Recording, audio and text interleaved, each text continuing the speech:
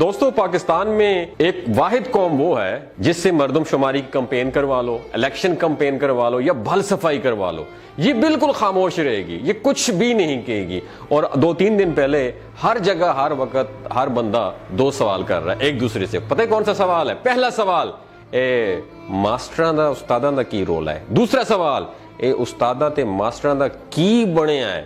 دوستو میں آج ان 2 سوالوں کے جوابات دینے کی کوشش کروں گا۔ سب سے پہلے تو یہ اساتذہ کا مسئلہ بالکل بھی نہیں ہے، بلکہ یہ 2 طاقتور ادارے چھوڑ کر باقی تمام ملازمین کا مسئلہ ہے۔ اس میں آپ بھی شامل ہیں، میں بھی شامل ہوں۔ مسئلہ یہ ہے کہ ملازمین کو نوکری دیتے وقت آئین نے جو حقوق دیے تھے، اب وہ تمام حقوق ختم کیے جا رہے ہیں۔ گریڈ 1 کے سویپر سے لے کر گریڈ 20 کے آفیسر تک ہر بندہ، یاد رکھیے، نوکری کے پہلے دن سے لے کر آخری دن تک اپنی اصل تنخواہ سے کٹوتی کرواتا ہے۔ پتہ ہے کیوں کرواتا ہے؟ وہ اس لیے کرواتا ہے کہ جب میں ریٹائرڈ ہو جاؤں گا تو ریٹائرمنٹ ملے گی، جس سے اپنی بیٹی کی شادی کر لوں گا یا پھر اپنے بوسیدہ مکان کی مرمت کر لوں گا۔ اب حکومت یہ حق بھی ختم کر رہی ہے۔ ایک انسان کوئی بزنس کرتا ہے تو وہ بزنس اس کی وفات کے بعد اس کے بیٹے اور اس کے بعد نسل در نسل ٹرانسفر ہو جاتا ہے اور پھیلتا بھی جاتا ہے، ایکسپینڈ کرتا ہے۔ یاد رکھیے، ایک سرکاری ملازم اپنی آدھی زندگی تعلیم میں اور پھر 60 سال تک کی عمر اپنے ڈپارٹمنٹ کو دیتا ہے کہ ریٹائرمنٹ کے بعد جب میں بوڑھا ہو جاؤں گا تو گورنمنٹ میرا سہارا بنے گی، گورنمنٹ مجھے سپورٹ کرے گی۔ ان کی پینشن، یاد رکھیے، اب ختم ہو رہی ہے۔ جب سب ملازمین کا مسئلہ ہے تو ٹیچر کیوں احتجاج کر رہے ہیں؟ میرا سب سے بڑا سوال ہے، باقی ڈپارٹمنٹ ادارے کیوں نہیں، باقی محکمے کیوں نہیں کر رہے ہیں؟ اس کا جواب یہ ہے کہ 7.5 لاکھ فوج کے بعد دوسرے نمبر پر سب سے زیادہ تعداد اساتذہ کی ہے، وہ سب متاثر ہو رہے ہیں، اس لیے احتجاج کر رہے ہیں۔ اب سوال یہ ہے کہ سکولز کی تالہ بندی کر کے بچوں کا تعلیمی حرج کیوں کیا جا رہا ہے؟ اس سوال کا جواب یہ ہے کہ جب کسی نشئی کو نشہ پورا کرنے کے لیے پیسے نہیں ملتے تو آپ جانتے ہیں وہ کیا کرتا ہے؟ وہ گھر کی ساری چیزیں بیچنا شروع کر دیتا ہے۔ ایسا ہی معاہدہ سیاسی جماعتوں نے IMF سے کیا ہے کہ کون سا معاہدے کیے ہیں کہ قومی اثاثہ جات اور ادارے بیچ کر ڈالر ادھار لیں گے اور پھر لوٹ کر باہر ملک بھاگ جائیں گے ہم لوگ۔ سرکاری اسکولوں میں صرف سفید پوش لوگوں کے بچے پڑھتے ہیں، یاد رکھیے گا۔ جن کے پاس ضرورت سے تھوڑی سی بھی زیادہ آمدن ہوتی ہے وہ اپنے بچے مقامی پرائیویٹ اداروں میں لے جاتے ہیں، اور اگر حالات اچھے ہوں تو ضلع ڈسٹرکٹ کے بہترین پرائیویٹ اداروں میں لے جاتے ہیں، جہاں کی داخلہ فیس کم از کم 10,000 سے لے کر 30,000 تک ہوتی ہے۔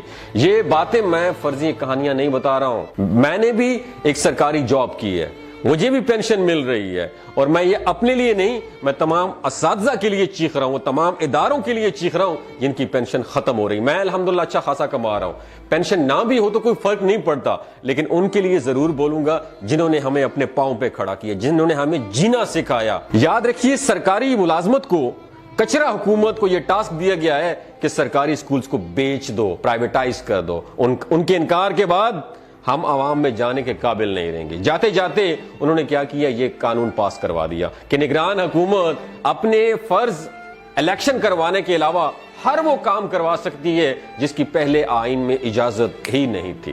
نگران حکومت اپنے ٹاسک کو پورا کرتے ہوئے سرکاری سکولز کو غیر ملکی NGOs کو بیچ رہی ہے، جو اپنی مرضی کی فیسیں لیں گے اور اپنی مرضی کا سلیبس پڑھائیں گے، جہاں ایک طرف روح ایمانی کا خاتمہ اور دوسری طرف سفید پوش لوگوں کے لیے تعلیم دلوانا ناممکن ہو جائے گا۔ اس طرح کی بھیڑ بکریوں اور ان پڑھ طبقے کو بے وقوف بنانا آسان ہوگا، جیسا کہ پچھلے 76 برس سے ہمارے ساتھ ہو رہا ہے۔ تو پھر احتجاج کس کو کرنا چاہیے؟